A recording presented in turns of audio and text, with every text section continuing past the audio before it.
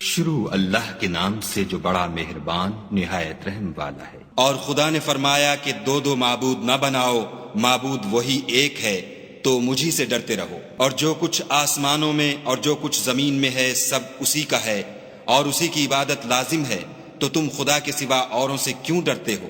اور جو نعمتیں تم کو میسر ہیں سب خدا کی طرف سے ہیں۔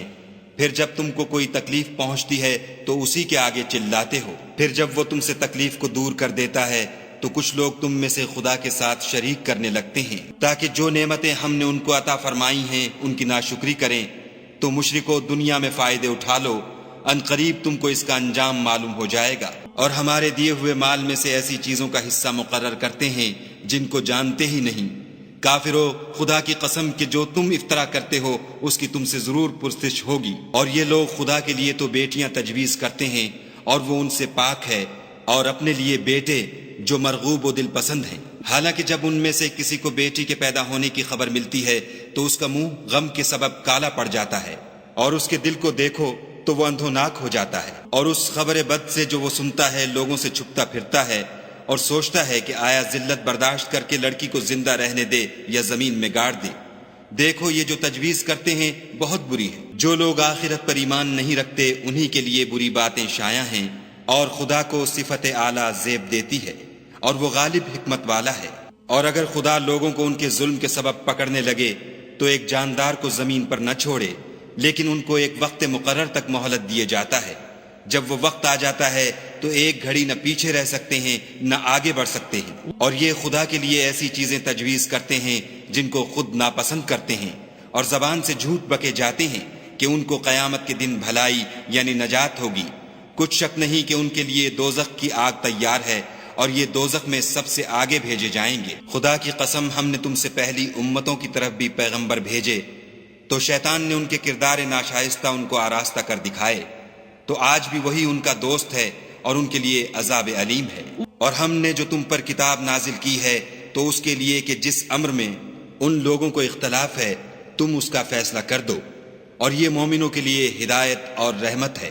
اور خدا ہی نے آسمان سے پانی برسایا، پھر اس سے زمین کو اس کے مرنے کے بعد زندہ کیا، بے شک اس میں سننے والوں کے لیے نشانی ہے۔ اور تمہارے لیے چار پایوں میں بھی مقام عبرت و غور ہے کہ ان کے پیٹوں میں جو گوبر اور لہو ہے اس سے ہم تم کو خالص دودھ پلاتے ہیں جو پینے والوں کے لیے خوشگوار ہے۔ اور کھجور اور انگور کے میووں سے بھی تم پینے کی چیزیں تیار کرتے ہو کہ ان سے شراب بناتے ہو، اور عمدہ رزق کھاتے ہو۔ جو لوگ سمجھ رکھتے ہیں ان کے لیے ان چیزوں میں قدرت خدا کی نشانی ہے۔ اور تمہارے پروردگار نے شہد کی مکھیوں کو ارشاد فرمایا کہ پہاڑوں میں اور درختوں میں اور اونچی اونچی چھتریوں میں جو لوگ بناتے ہیں گھر بنا، اور ہر قسم کے میوے کھا، اور اپنے پروردگار کے صاف رستوں پر چلی جا۔ اس کے پیٹ سے پینے کی چیز نکلتی ہے جس کے مختلف رنگ ہوتے ہیں، اس میں لوگوں کے لیے کئی امراض کی شفا ہے۔ بے شک سوچنے والوں کے لیے اس میں بھی نشانی ہے۔ اور خدا ہی نے تم کو پیدا کیا، پھر وہی تم کو موت دیتا ہے، اور تم میں بعض ایسے ہوتے ہیں کہ نہایت خراب عمر کو پہنچ جاتے ہیں، اور بہت کچھ جاننے کے بعد ہر چیز سے بے علم ہو جاتے ہیں۔ بے شک خدا سب کچھ جاننے والا اور قدرت والا ہے۔ اور خدا نے رزق و دولت میں بعض کو بعض پر فضیلت دی ہے، تو جن لوگوں کو فضیلت دی ہے وہ اپنا رزق اپنے مملوکوں کو تو دے ڈالنے والے ہیں نہیں کہ سب اس میں برابر ہو جائیں۔ تو کیا یہ لوگ نعمت الہی کے منکر ہیں؟ اور خدا ہی نے تم میں سے تمہارے لیے عورتیں پیدا کیں، اور عورتوں سے تمہارے بیٹے اور پوتے پیدا کیے، اور کھانے کو تمہیں پاکیزہ چیزیں دیں۔ تو کیا بے اصل چیزوں پر اعتقاد رکھتے اور خدا کی نعمتوں سے انکار کرتے ہیں؟ اور خدا کے سوا ایسوں کو پوچھتے ہیں جو ان کو آسمانوں اور زمین میں روزی دینے کا ذرا بھی اختیار نہیں رکھتے، اور نہ کسی اور طرح کا مقدور رکھتے ہیں۔ تو لوگوں خدا کے بارے میں غلط مثالیں نہ بناؤ، صحیح مثالوں کا طریقہ خدا ہی جانتا ہے اور تم نہیں جانتے۔ خدا ایک اور مثال بیان فرماتا ہے کہ ایک غلام ہے جو بالکل دوسرے کے اختیار میں ہے اور کسی چیز پر قدرت نہیں رکھتا، اور ایک ایسا شخص ہے جس کو ہم نے اپنے ہاں سے بہت سا مال طیب عطا فرمایا ہے، اور وہ اس میں سے رات دن پوشیدہ اور ظاہر خرچ کرتا رہتا ہے۔ تو کیا یہ دونوں شخص برابر ہیں؟ ہرگز نہیں۔ الحمدللہ، لیکن ان میں سے اکثر لوگ نہیں سمجھ رکھتے۔